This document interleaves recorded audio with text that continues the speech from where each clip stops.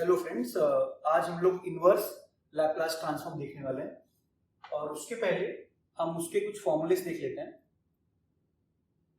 Laplace inverse of 1 upon s is 1. Laplace inverse of 1 upon s minus a will be e raised to at.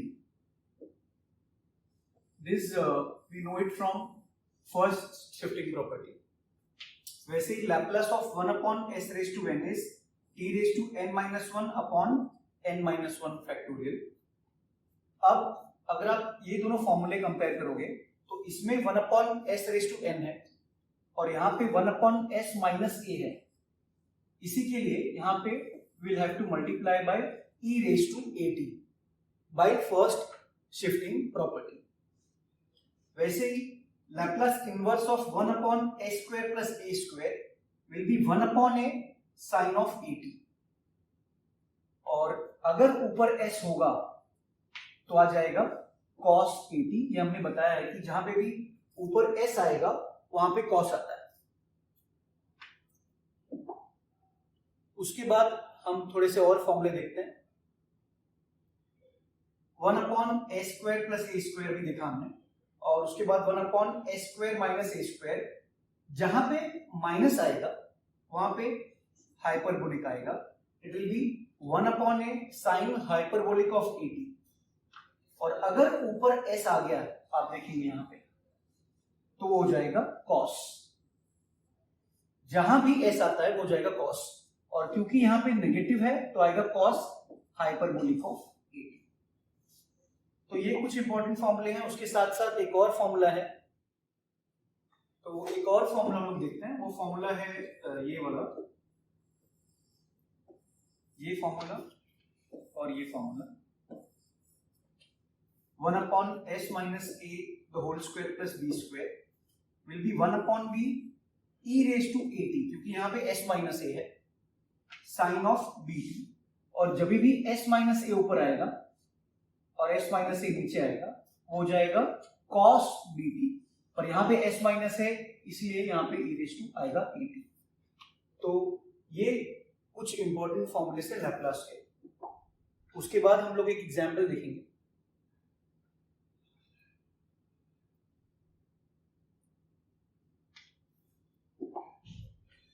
वो example है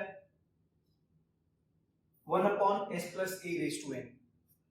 अब यहाँ पे first shifting property apply करने पे आप देखते हैं कि यहाँ पे 1 s प्लस a है तो e raise to minus at आप लिख सकते हैं फर्स्ट शिफ्टिंग से। ये हो जाएगा L inverse of 1 upon s raise to n। और अभी हमने देखा उसका फॉर्मूला आता है t raise to n minus 1 upon n minus 1 factorial. और दूसरे एग्जाम्पल में जैसे कि एग्जाम्पल यहाँ पे है, वो एग्जाम्पल ये है।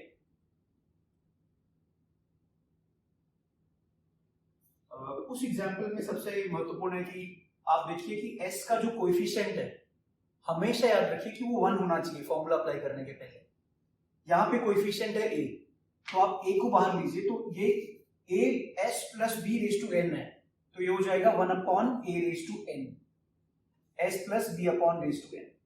यहाँ पे s प्लस जो भी होगा उसके लिए आप लिखेंगे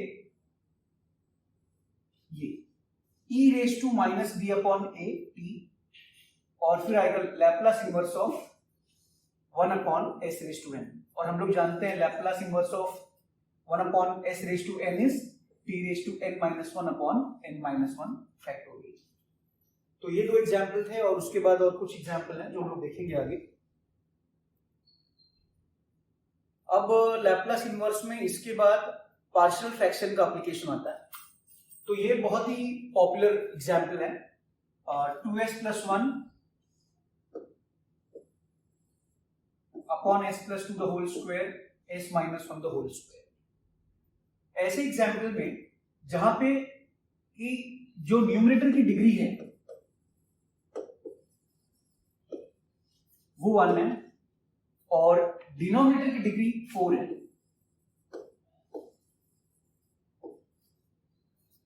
तो आपको जो क्वेश्चन दिया गया है यहाँ पे, ये जो क्वेश्चन है इसको इस तरह से लिखना होता है। लिखने का तरीका है आप देखेंगे कि s plus two the whole square है, तो आप लिखेंगे a upon s plus two, b upon s plus two the whole square, और यहाँ पे s minus one the whole square है, तो c upon s minus one और d upon s minus one the whole square. अगर समझो आपके पास ऐसा होता 2s plus one s plus two the whole square s minus one the whole cube,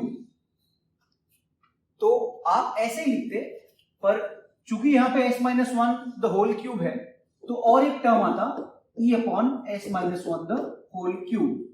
कहने का मतलब है कि आप देखेंगे यहाँ पे डिग्री कितनी है डिनोमिनेटर की, 4, तो आपके पास 4 कांस्टेंट आएंगे a b c d। जो ब्रैकेट है s plus two the whole square, उसको आप s प्लस टू से स्टार्ट करेंगे, फिर नीचे आएगा s plus two the whole square, s minus one, फिर आएगा s minus one the whole square. उसके बाद हम देख रहे हैं कि कैसे सॉल्व करना है इसको। तो हम पहले देखेंगे कि ये लाइन जो है ये कैसे लिखी जाती है। इस लाइन को लिखने के लिए आपको क्या करना है कि क्वेश्चन का जो डिनोमिनेटर होगा s plus two the whole square और यहाँ पे है s minus one the whole square, इसको डिवाइड करना है हर एक के डिनोमिनेटर से। तो अभी आप a का जो डिनोमिनेटर है s प्लस टू, उसको डिवाइड करो क्वेश्चन के डिनोमिनेटर से s प्लस टू, तो ये कैंसिल हो गया, तो आपके पास बचा क्या, s plus two into s minus one the whole square. तो उसको आपने मल्टीप्लाई करना है a के साथ में। वैसे ही अब मैं b के लिए लिख रहा हूं, फिर से मैं लूंगा पूरे डिनोमिनेटर को, और b का जो डिनोमिनेटर है s plus two the whole square, उसको मैं डिवाइड करूंगा इससे, तो ये पूरा कैंसिल हो गया और मेरे पास बचा s minus one the whole square. वैसे ही मैं c के लिए करूंगा, वैसे ही मैं d के लिए करूंगा। ये बहुत इंपॉर्टेंट स्टेप है, ये लाइन कैसे लिखी जाती है। और लेफ्ट हैंड साइड पे मैं जो न्यूमरेटर है उसका वो लिख दूंगा। लिखने के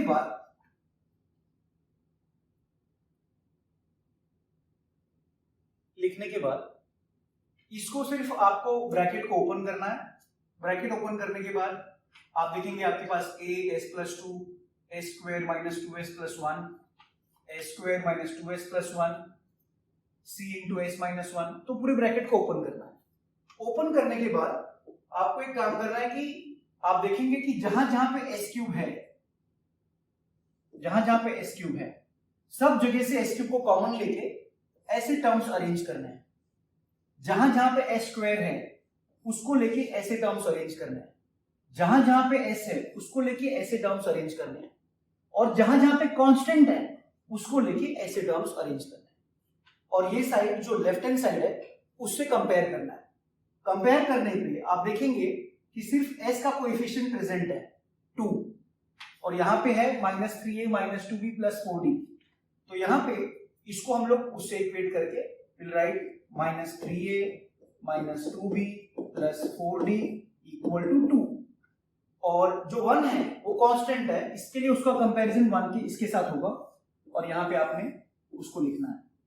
और जो बाकी के दो टर्म है a प्लस सी और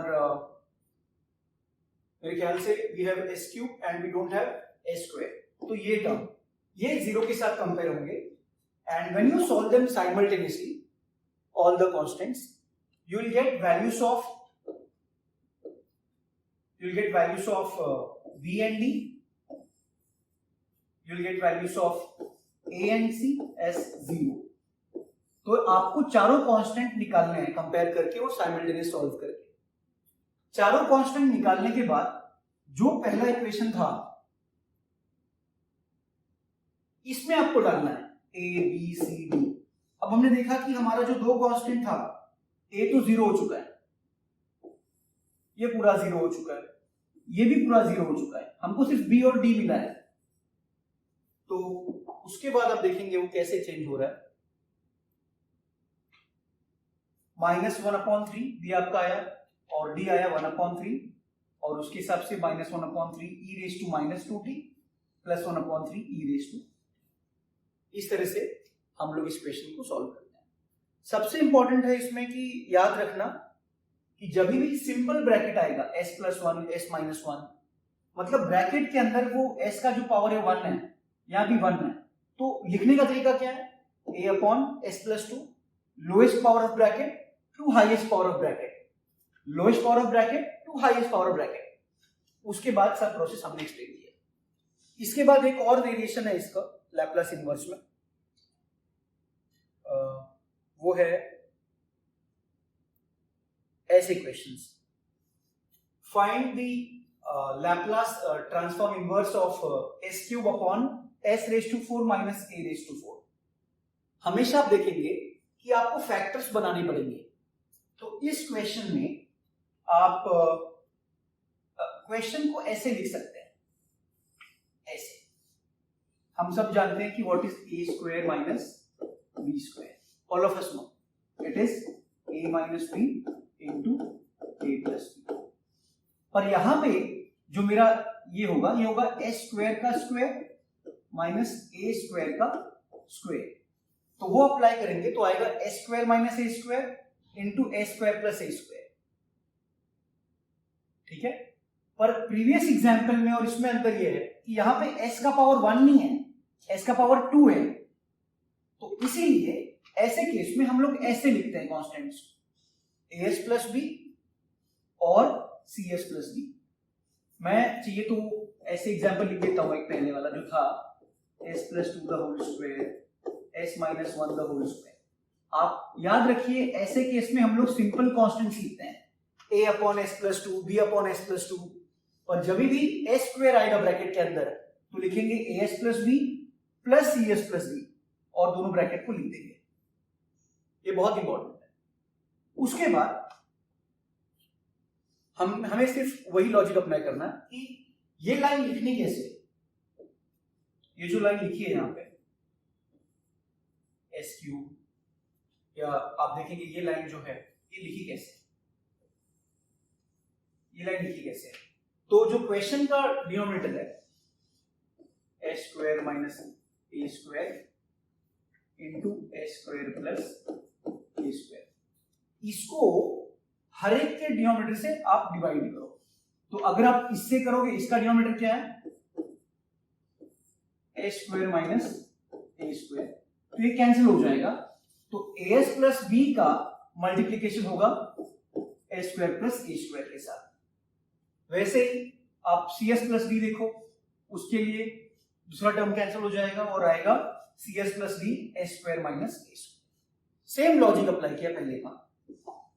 अब उसके बाद आपको मल्टीप्लाई करना है सबको और टर्म्स कलेक्ट करने हैं।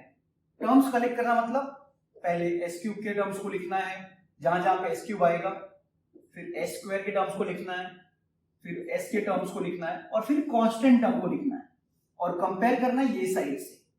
आप देखेंगे सिर्फ s क्यूब का टर्म प्रेजेंट है लेफ्ट हैंड साइड पे, ठीक है, तो उसका कंपेयर करने पे आएगा a plus c is equal to 1।